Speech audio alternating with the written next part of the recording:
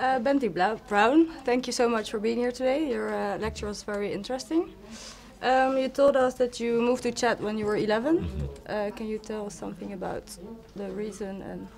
Yeah, so my parents actually, they're a physician and engineer, and we moved to Chad when they worked with an NGO in a relatively rural place, like on the edge of the desert, where my father ran mobile medical clinics. Okay. But when I was 11, I didn't really care why we were going as much as just wanting to fit in and make friends and play basketball. And your first movie was made in Chad? And I wanted to ask you too, so being here at the Institute for Cultural Diplomacy in Berlin, what would be your definition of cultural diplomacy? And also, how do you see, you said an issue that you like to, that you've dealt with a lot in the past is migration. How do you see that playing into cultural diplomacy? Do you see it as essential for effective cultural diplomacy, or what are your views on that? Cool. I've actually worked a little bit in the field of cultural diplomacy. So before, I made films first growing up, very amateur, editing on a VCR and everything with friends. And then I came back to the United States for university and wound up working with a couple organizations after that in the field of encouraging international relations and cooperation between countries. I chose to come back to filmmaking, however, because I think that eventually I think filmmaking has more potential to bring people together, that it's its own sort of cultural diplomacy of sorts.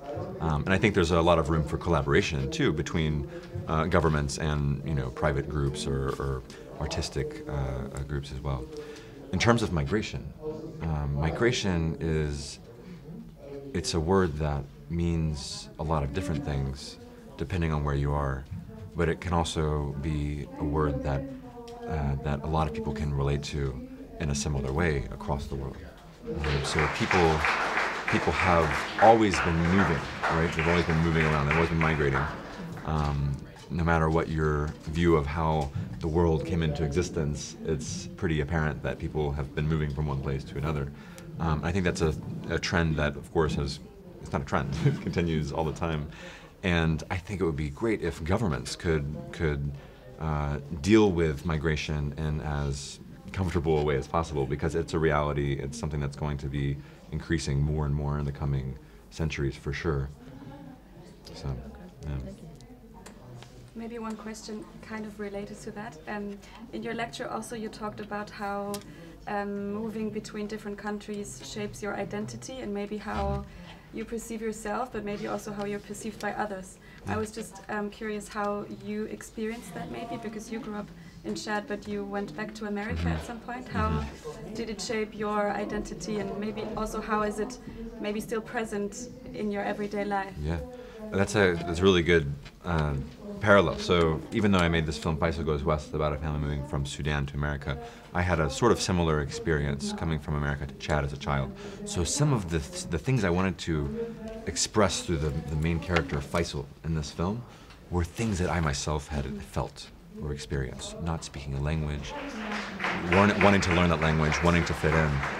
So I think there's a lot of commonalities there. I kind of myself fell into a trap when I first moved back to the United States, because I was a bit negative towards the United States. I took pride in one of these national identities over another. But what I'd like to do over time, and what I think that we as our generation can do in the future, is try to be just more comfortable with who we are, no matter where we come from. It's very normal to grow up, even within one country, to grow up in one place and go to another, or to move even from one part of a city to another and have a different lifestyle and a different culture. And so at the end of the day, it doesn't really matter as much what your nationality or nationalities are, in as much as just those are the experiences that have shaped you as an individual. Yeah. And do you still, is it very present in your everyday life? Like, if people ask you, where are you from, what would be your answer? What do you say? That's a great question. I'll do it right now. I'm coming from, insert, Washington. Yeah. I was born in the U.S. and I grew up in Chad. Okay. And I try to stay away from saying, I'm American and I'm Chadian or something like that. Yeah. Okay, interesting. It's stupid. And moving between countries is one of the main themes of all your movies, isn't it? Like finding your way, like going to another country to find your fortune, or That's a great question. It's a core topic that I'm very passionate about, but it's not the subject of all of the movies. Although I would say that kind of being yourself, no matter what your circumstances, and having that perseverance, you know, to that desire to just to trudge through and continue and make of life what you can, no matter where you are, is an important theme that's in all of the films so far.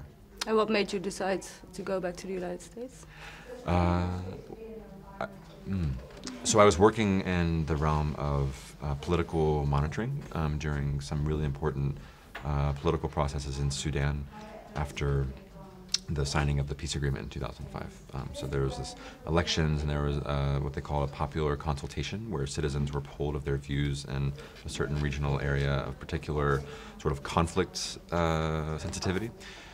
I worked there, and during that time I was craving to go back and make a film, no matter how. And one of the ideas that I had was just to go back to America and then work with Sudanese actors in America on a film that wasn't unlike a documentary, which documentaries have a sort of truth claim. You know, it's like we're looking into real life and we're showing you real life and the real facts.